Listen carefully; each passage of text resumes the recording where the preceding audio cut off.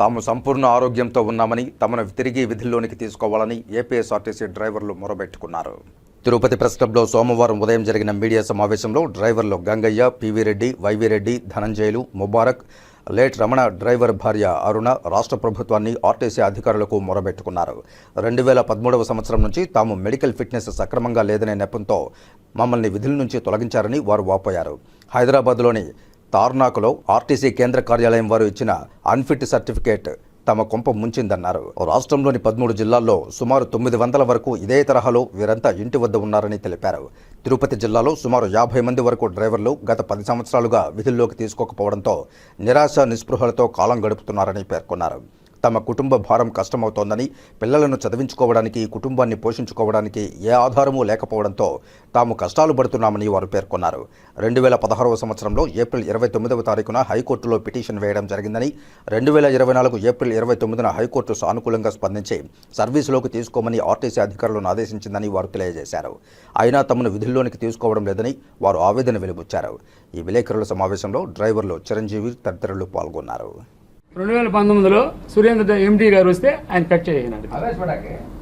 కాబట్టి 13 జిల్లాల్లో ఉన్నారు సార్. ఒక్కొక్క జిల్లాకి మన చిత్తూరు జిల్లాలో 50 మంది ఉన్నారు, కడప జిల్లాలో 105 మంది ఉన్నారు, అనంతపురంలో 30 మంది ఉన్నారు, కర్నూలులో 40 మంది ఉన్నారు. జిల్లా వారీగా తూర్పుగోదావరి, కాకినాడ, విజయనగరం, విశాఖపట్నం అన్ని జిల్లాల్లో ఉన్నారు సార్. ప్రతి జిల్లాలో ఉన్నారు డ్రైవర్లు.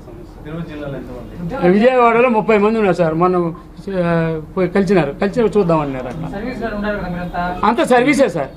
ఒకటికి 14 ఏళ్ళు, 12 ఏళ్ళు, 14 ఏళ్ళు ఉంది, ఈయనకి 20 సంవత్సరం ఉంది, ఆయనకి 16 ఏళ్ళు ఉంది, 17 ఏళ్ళు ఉంది, నాకు 5 ఏళ్ళు ఉంది.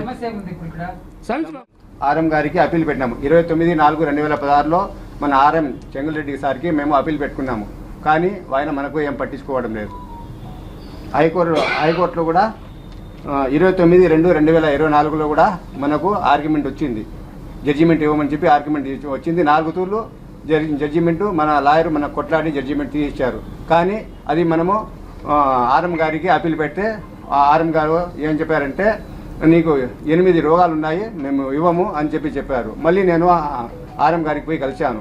సార్, మనకు 8 రోగాలు ఏమి లేవు, మనకు అసలు రోగాలు అనేవి ఏం లేవు, మనకు ఏదో ఒక ఉద్యోగము కల్పించవలసినదిగా కోరుచున్నాము అని చెప్పి అంటే, సరే అయ్యా ఏదో చూసామని చెప్పి పంపించేశారు.